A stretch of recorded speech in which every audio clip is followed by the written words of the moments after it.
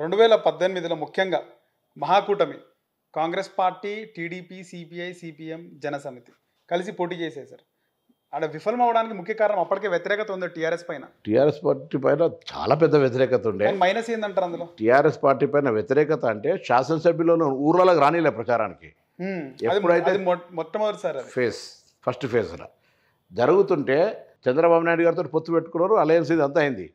Alliance process execution delay అయింది, ticket announcement delay అయింది. అప్పటికి వీళ్ళు శాసనసభ రద్దు చేసి ఆత్మీయ సమ్మేళనాల పేరు మీద కులాల వారిగా పెట్టుకొని చాలా దావతులు, విందులు, అసమ్మతులను సమ్మతి చేసుకోవడము, డబ్బులు విడిగా. ఒక శాసనసభ్యుడు టీఆర్ఎస్ అని ఏం చెప్తారంటే, ఇక్కడి హైదరాబాద్ టీఆర్ఎస్ ఆఫీస్కి ఫోన్ వస్తే ఎమ్మెల్యేగా ఫోన్ వచ్చింది ఆయనకు. ఇక్కడికి వచ్చిన తర్వాత మీటింగ్లో రద్దు చేయబడ్డది శాసనసభ, మాజీ శాసనసభ్యుడు అయ్యిండు. మళ్ళీ ఇంటికి చేరేటప్పటికి అభ్యర్థిగా మారిపోయాడు. మళ్ళీ పార్టీ ఆయన టికెట్ ప్రకటించేది. దాంతోపాటుగా డబ్బు పంపించారు. సో దాంతో ఆత్మీయ సమ్మేళనాలు ప్రారంభమైనాయి. ఒక ఎమ్మెల్యే ఒకటే రోజు శాసనసభ్యుడిగా సమావేశానికి హాజరైండు, మాజీ శాసనసభ్యుడిగా మారిండు, పోయేటప్పటికి అభ్యర్థి అయిండు. అప్పటికి కాంగ్రెస్ పార్టీ అసలు సబ్జెక్టులే ఇంకా అప్పటికి పార్టీ ఎన్నికలకు సన్నమవుతూ ఉన్నది. సో వాళ్ళు ఆత్మీయ సమ్మేళన పేరు మీద ముందు అడ్వాన్స్ 3 నెలలు ఎలక్షన్ కమిషన్ నిజగానం లేదు, ఏం లేదు, చేసేసుకున్నారు. కాంగ్రెస్ తెలుగుదేశంతో అన్ని పొత్తైనా కూడా శాసనసభ్యుల మీద వ్యతిరేకత ఉండే. ఎప్పుడైతే సుహాసిని గారికి కుకటపల్లి టికెట్ ఇచ్చి చంద్రబాబు నేనే ఇది అభివృద్ధి డెవలప్మెంట్ చేసిన అని ఓవర్ రైడ్ అయిందో ప్రచారం, అంటే కొద్దిగా ఇన్వాల్వ్మెంట్ ఎక్కువ అయ్యేటప్పటికీ చంద్రశేఖరరావు గారు దాని అడ్వాంటేజ్ తీసుకొని, ఇది తెలియవంతుడు, నేచురల్ ఎనీ పొలిటీషియన్ మీ బతుకులు చేయడా, ఇది అమరావతిగా గులాం,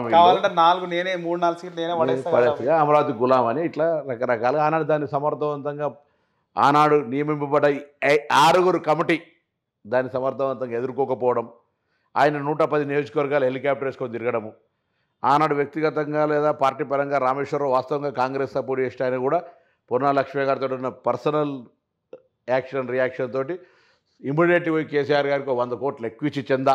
2014లో ఇవన్నీ జరిగిపోయినాయి.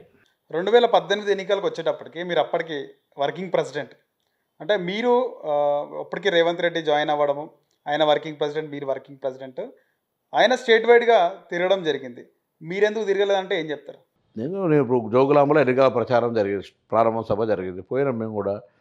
సరే ఇప్పుడు లీడర్ అనేటువంటి ఆయన డిఫరెంట్ ఎక్స్పోజర్, నాది డిఫరెంట్ ఎక్స్పోజర్. ఆయన లెక్క నువ్వెందుకు చేయలేదు, నా లెక్క ఆయన ఎందుకు చేయలేదు అనడానికి ప్రశ్నకు జవాబు లేదు. మీ రాష్ట్ర వ్యాప్తంగా ఒక బాధ్యత ఉంది.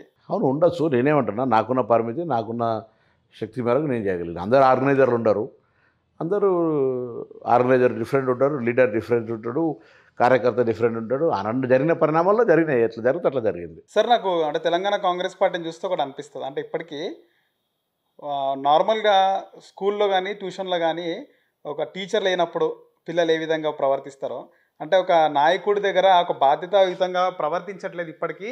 అంటే ఎవరు కాన్స్టిట్యున్సీ వాళ్ళు చూసుకుంటున్నారు, రాష్ట్రాన్ని వదిలేస్తున్నారు అనిపిస్తుంది. ఏమంటారు?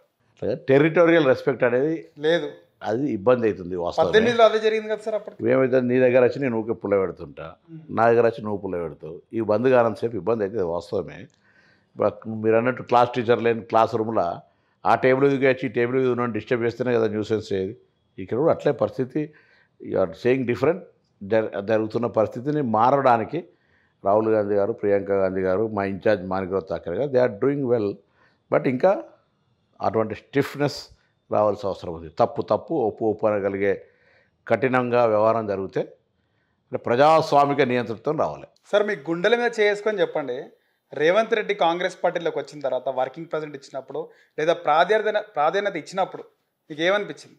గుండె మీద చేసుకొని చెప్తాను. సరే, పార్టీ అనేటువంటిది అందరిది, వస్తున్నారు, కలుస్తూ ఉన్నారు, బాధ్యతలు వస్తున్నాయి, కలిసి పనిచేసి మొత్తానికి కాంగ్రెస్ పార్టీ సర్వైవల్ కావాలి కదా. ఎవరు వస్తున్నారు పోతున్నారు అనే దానికంటే ఎక్కువ కూడా కాంగ్రెస్ పార్టీ ముందుకు నడవాలని అనుకుంటాను. ఆ స్థాయిలో వేరే పార్టీ నుంచి వచ్చి ఇప్పుడు ఇంత స్థాయిలో ఉండడం అంటే చరిత్రలో ఎప్పుడు లేదని కూడా కాంగ్రెస్ పార్టీ చరిత్రలో మస్తు జరిగిన రోజు ముందు వచ్చి ముఖ్యమంత్రి అయిన రకరకాల సిద్ధరామయ్య గారు కూడా వేరే పార్టీకి వచ్చారు, లేకపోతే ఇంకా అట్లా జరుగుతుంది. ఇవన్నీ ఉన్నాయి ఇష్యూస్. తెలుగు రాష్ట్రాలు పక్కన కన్నడ రాష్ట్రం కూడా సగం తెలుగు రాష్ట్రం.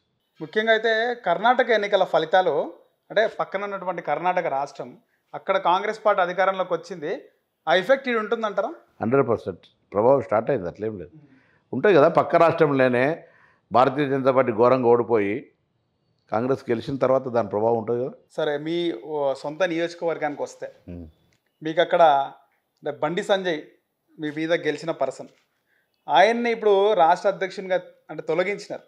అది మీరు ఒక అంటే నార్మల్గా కాంగ్రెస్ పార్టీలో ఉన్నటువంటి మీ ముఖ్య కీలక నాయకుడిగా అడగొచ్చా అడగొద్దో తెలియదు, కానీ అది బీజేపీకి మైనస్ అంటారా ప్లస్ అంటారా? నేను అంత పెద్దగా బండి సంజయ్ ఉంటే ప్లస్, తీసేస్తే మైనస్, తీసేస్తే ప్లస్, ఉంటే మైనస్ అవి ఏం చర్చకు పెద్ద అంత సీరియస్.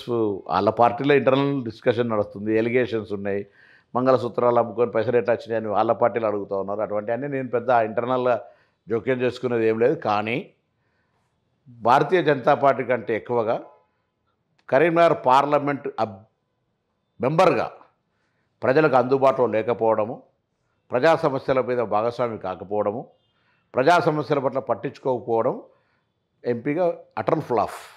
సో దాని ప్రభావం ఉంటుంది. మీరు ఒక సీనియర్ రాజకీయ నాయకులు, అంటే మీరు 2009 అప్పుడు ఎంపీ అయ్యే టైం కంటే ముందు కూడా అప్పటికి మీ నియోజకవర్గంలో బండి సంజయ్ అప్పటికి ఎమ్మెల్యేగా పోటీ చేసిండా?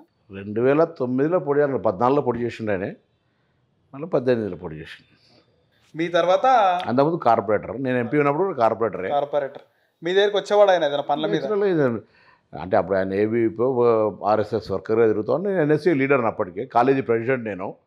సో నేను అంతా ఒక టౌనే కదా, అప్పుడు ఏముండే 20 సంవత్సరాల కింద చిన్న కరీంనగర్ టౌన్లో అందరం సమకాలీన రాజకీయాలు అట్లేం లేదు. నాకు జూనియర్ 4-5 ఏళ్ళు. పొన్నం ప్రభాకర్ అంటే తెలంగాణ ఉద్యమం నుంచి కీలకంగా ఉన్న వ్యక్తి ఎందుకు కాంగ్రెస్ పార్టీ పగ్గాలను తీసుకోవాలని ఆశించలేదు? ఇప్పుడు రాకపోతే తర్వాత తీసుకుంటాం కావచ్చు. దానికి లైన్ ఎప్పుడైనా అడుగుతేనే కానీ అమ్మాయినా అన్నం పెట్టదంటారు కదా. అట్లే నేను అడగనే లేదు కదా, నాకేం వద్దన్నా. నేను గెలిచి రావాలి ఫస్ట్, నేను గెలిస్తేనే దాని తర్వాత నేను ఏదైనా అడిగే రైట్ నాకు వస్తుంది అనుకోని ఊకున్నా. పార్టీని నేను భుజాన్ని వేసుకొని నడిపిస్తా గెలిపిస్తా అనే ఆలోచన మీకు వచ్చిందా ఎప్పుడైనా? వస్తుంది కావచ్చు ముందు, ఇప్పటివరకు అయితే రాలేదు. వస్తుంది కావచ్చు ముందు బాధ్యత దానికి. అంటే మీ తర్వాత ఉన్న వ్యక్తులు రాష్ట్ర వ్యాప్తంగా అంటే ముఖ్యమంత్రి రేస్లో అట్లా ఇప్పుడు సరే వయసు లేకపోతే కొత్తగా వచ్చిన వాళ్ళు ఇట్లా అట్లా అంటే ఏనుగంత శ్రమ ఉన్నా ఆవగించేంత అదృష్టం ఉండాలి. నాకంటే చాలామంది పెద్దవాళ్ళు ఏం కానోళ్ళు. నాకంటే ముందు ఎన్ఎస్సీ ప్రెసిడెంట్ మహేష్ కుమార్ గౌడ్ గారు ఇప్పటికి ఏం కాలేదు, నా తర్వాత వర్కింగ్ ప్రెసిడెంట్ అయ్యాడు. అట్లా ఫీల్ అయ్యేది ఏమిటో రాజకీయాల్లో అన్నీ కలిసి రావాలంటారు. ఏనుగంత శ్రమ, ఏనుగంత పెద్దగా ఉంటుంది ఆకారం, ఆవగించేంత ఏనుగంత శ్రమ ఉన్నా ఆవగించేంత అదృష్టం ఉండాలి. సో పార్లమెంట్ సభ్యునైనా, తెలంగాణ నుంచి ఎంపీల ఫోరం కన్వీనర్ అయిన ఆంధ్రప్రదేశ్కు, తెలంగాణ ఉద్యమంలో ఒక సాధనలో మా కీలక పాత్రగా వ్యవహరించిన అందరం కలిసి. సో అంతకుముందు మార్క్ఫెడ్ చైర్మన్గా రైతులకు సేవ చేసినాం. దానికంటే ముందు స్టూడెంట్స్ యూనియన్ లీడర్ను, college first generation happy working president చేసినాం. దాని తర్వాత నేను వర్కింగ్ ప్రెసిడెంట్ వద్దు అనుకున్న, అట్లేం లేదు. గెలవాలి, ఎలక్షన్లకు గెలవాలి నా ముందర ఉన్నటువంటి టార్గెట్. తెలంగాణ వచ్చిన తర్వాత కాంగ్రెస్ పార్టీలో ముఖ్యంగా కొవ్వొట్టులు ఉన్నారని చెప్పేసి ప్రధాన ఆరోపణ ఉంది. ఎవరన్నారో వాళ్ళు అడుగు, లేరంటారా? ఎవరన్నారో వాళ్ళని అడుగు. అంటే నేను లేరు ఉన్నారు, నేను అధికారికంగా లేను కదా. I'm not a judge for that. అంటే ఆ పొజిషన్లో ఉన్నప్పుడు నేను కామెంట్ చేస్తా, ఎలిమినేట్ చేస్తా, అదర్వైజ్ ఐడెంటిఫై చేస్తాను. నేను that is not my responsibility. అన్నటోళ్ళు వాళ్ళు దే విల్ డూ. అంటే ఉండొచ్చా అని నాకేం తెలుస్తుంది. I'm not. ఇప్పుడు నేను అబ్జర్వేషన్, నాకు ఆ ఆలోచన ఆ సైడ్ దిక్కే చూడకపోతే నాకెట్లా తెలుస్తుంది? నాకు రెస్పాన్సిబిలిటీ కాదు కదా. అంటే ప్రజల్లోకి తీసుకెళ్ళట్లేదు కాంగ్రెస్ పార్టీని. ఆ తర్వాత గెలిచినాక వాళ్ళు పార్టీలో మళ్ళీ పోయి అధికార పార్టీలో జాయిన్ అవుతున్నారు. అట్లా జరగదని కోరుకుంటాం.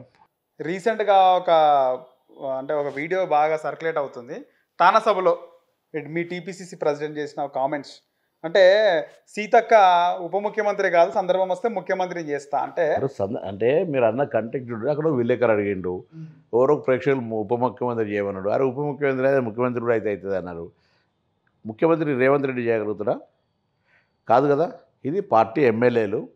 అంటే ఆ సందర్భంలో ఆయన చెప్పడం అది కాకతాళీయం కావచ్చు, కానీ నేనైతే కాంగ్రెస్ నాయకుడిగా ముఖ్యమంత్రి అనే పదము చర్చ చేయకుండా ఉంటే మంచిది. నేను కూడా ఆ పదం మీద చర్చ చేయకుండా ఉంటేనే మంచిదని నేను కూడా భావిస్తాను.